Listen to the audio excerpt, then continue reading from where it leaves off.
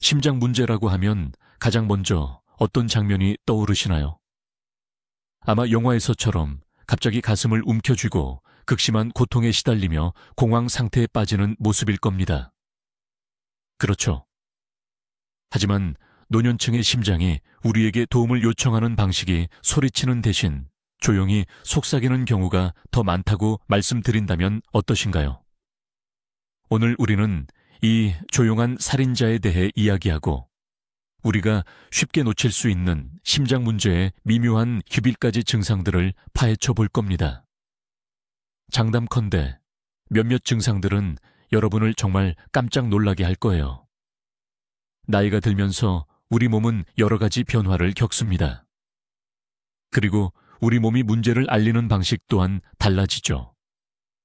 신경 말단이 다르게 작동할 수 있고 통증 역치도 높아질 수 있습니다. 그렇기 때문에 65세 이상 노인들에게서는 심근경색이나 심부전 같은 교과서적인 또는 전형적인 증상들이 훨씬 드물게 나타납니다. 대신 몸은 다른 교묘하게 위장된 신호들을 보냅니다. 그래서 우리의 중요한 과제는 바로 이러한 신호들을 알아차리고 자신은 물론 사랑하는 이들의 생명을 제때 구할 수 있도록 배우는 것입니다. 자, 그럼 가장 흔하면서도 간과하기 쉬운 증상, 바로 설명할 수 없는 피로감에 대해 먼저 이야기해 봅시다. 제가 지금 말씀드리는 피로는 배부른 식사 후에 찾아오는 기분 좋은 졸음이나 주말 농장에서 하루 종일 일하고 나서 잠시 눕고 싶은 그런 피로가 아닙니다. 절대요. 이것은 마치 아무것도 하지 않았는데도 갑자기 찾아오는 온몸을 짓누르는 듯한 압도적인 기력 저하를 말합니다. 한번 상상해 보세요. 어제까지만 해도 당신이나 당신의 가까운 사람이 계단을 쉽게 오르내렸는데 오늘따라 계단 한 칸 한 칸이 마치 에베레스트 산처럼 느껴지는 겁니다. 가까운 마트까지의 평범한 산책도 마치 마라톤처럼 힘겨워집니다. 설거지나 이불 개기 같은 간단한 집안일조차도 모든 에너지를 다 소진시키고 당장이라도 주저앉고 싶게 만듭니다. 왜 이런 피로가 찾아올까요? 심장을 강력한 펌프라고 생각해 보세요. 이 펌프가 제대로 작동하지 못하게 되면 혈액을 효율적으로 순환시키지 못합니다. 그런데 바로 혈액은 우리 근육의 주요 에너지원인 산소를 공급하는 역할을 하죠. 근육이 충분한 산소를 공급받지 못하면 몸은 비상신호를 보내기 시작합니다. 그리고 이 비상신호가 바로 당신이 느끼는 갑작스럽고 극복하기 어려운 무기력감인 것이죠. 가장 위험한 점은 이 증상을 그저 나이 탓, 날씨 탓 또는 다른 어떤 이유로 쉽게 치부해버릴 수 있다는 것입니다. 하지만 이것은 단순한 노화가 아닙니다. 이것은 어쩌면 당신의 가장 중요한 엔진, 즉 심장에서 보내는 조용한 SOS 신호일 수도 있습니다. 다음 불청객은 바로 숨가쁨입니다. 하지만 잠시만요. 섣불리 단정 짓지 마세요. 우리가 말하는 숨가쁨은 엘리베이터 없이 5층을 걸어 올라갔을 때처럼 숨이 턱까지 차오르는 그런 증상이 아닙니다. 심장에서 오는 숨가쁨은 훨씬 더 교묘하게 찾아옵니다. 전혀 예상치 못한 순간에 찾아오죠. 바로 완전히 편안한 상태에서 말이죠. 가장 두드러지고 걱정스러운 징후는 바로 밤에 나타나는 증상입니다. 사람이 침대에 누워 잠이 들었다가 한두 시간 후에 누가 가슴을 짓누르는 듯한 극심한 답답함과 숨가쁨으로 잠에서 깨어납니다. 그는 놀라서 벌떡 일어나 앉아 다리를 침대 밖으로 늘어뜨리면 서서히 숨쉬기가 편안해집니다. 익숙한 풍경인가요?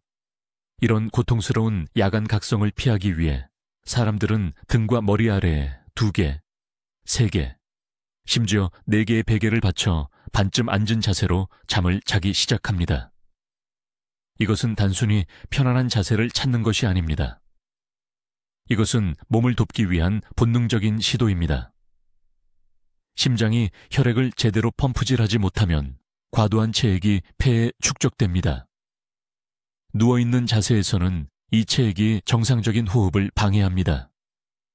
하지만 앉으면 중력의 도움으로 이체액이 아래로 내려가 폐의 일부를 비워줍니다. 만약 당신이나 당신의 가까운 사람의 침대가 베개로 만든 왕좌처럼 변했다면 이는 즉시 의사와 상담해야 할 매우 심각한 신호입니다. 이제 다리 이야기를 좀 해볼까요?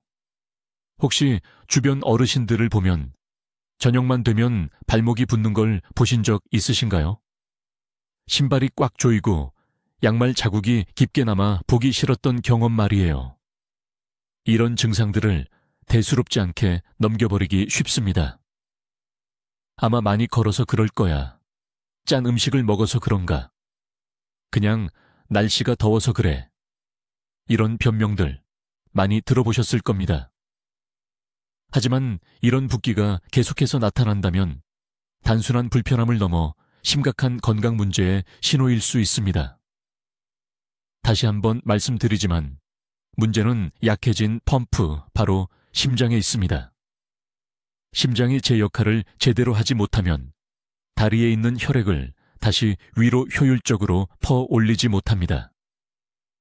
그 결과 혈액순환에 정체가 생기면서 과도한 수분이 혈관 밖으로 빠져나와 주변 조직으로 스며들게 됩니다. 이렇게 해서 붓기가 생기게 되는 것입니다. 초기에는 저녁에만 붓는 듯 보이다가 밤새 충분히 쉬면 가라앉는 경우가 많습니다. 하지만 시간이 지나면서 점점 만성적으로 변하게 됩니다. 간단하지만 아주 중요한 테스트가 하나 있습니다. 부어오른 부위를 손가락으로 조심스럽게, 하지만 약간의 힘을 주어 몇 초간 눌러보세요. 이제 손가락을 떼어보세요. 만약 피부에 움푹 들어간 자국이 뚜렷하게 남아있고 바로 사라지지 않는다면 이는 매우 우려스러운 신호입니다. 조직 내에 이미 상당량의 수분이 축적되었다는 의미니까요. 이런 신호를 절대 무시하지 마세요. 여러분의 다리는 심장 건강의 이상을 가장 먼저 알려주는 신호가 될 수 있습니다. 문득 갑자기 어지럼증을 느끼거나 심하면 정신을 잃는 경험, 혹시 해보신 적 있으신가요? 많은 분들은 곧바로 혈압이 오르락내리락해서 그런가 보다 하고 생각하시죠. 그리고 어느 정도는 사실입니다. 하지만 더 중요한 질문은 도대체 왜 그렇게 혈압이 변동하냐는 겁니다. 때로는 그 원인이 바로 심장에 있습니다. 뇌를 우리 몸에서 가장 중요한 에너지 소비 기관이라고 생각해 보세요. 만약 우리 몸의 핵심 발정인 심장이 갑자기 제 기능을 하지 못하고 예를 들어 부정맥처럼 박동에 문제가 생긴다면 뇌로 가는 전기 공급이 순간적으로 끊기게 됩니다. 이 짧은 정이 부족이 바로 갑자기 눈앞이 캄캄해지거나 어지럼증을 느끼고 심하면 의식을 잃는 현상으로 나타나게 됩니다. 특히 침대나 의자에서 갑자기 일어설 때 나타나는 어지럼증은 더욱 주의해야 할 신호입니다. 이 순간 심장은 중력에 맞서 머리까지 혈액을 끌어올리기 위해 즉시 박동을 강화해야 합니다. 만약 심장이 이 역할을 제대로 해내지 못하면 뇌는 즉시 어지럼증으로 우리에게 경고 신호를 보냅니다. 그러므로 이건 많은 분들이 생각하는 것처럼 단순히 혈관이 약해서 생기는 문제가 아닙니다. 이것은 우리 몸에서 가장 중요한 기관인 뇌에 안정적인 혈액 공급을 제대로 하지 못하는 심장이 보내는 도와달라는 외침일 수 있습니다. 우리 목록의 5번째 증상은 그야말로 위장술의 대가입니다. 전혀 예상치 못한 곳, 바로 뱃속에 숨어 있죠. 상황을 한번 떠올려 볼까요? 나이 드신 분이 갑자기 속이 메스껍고 심하면 토하기까지 합니다. 명치 아래쪽, 그러니까 윗배에 불쾌한 더부룩함이나 통증이 느껴지고요.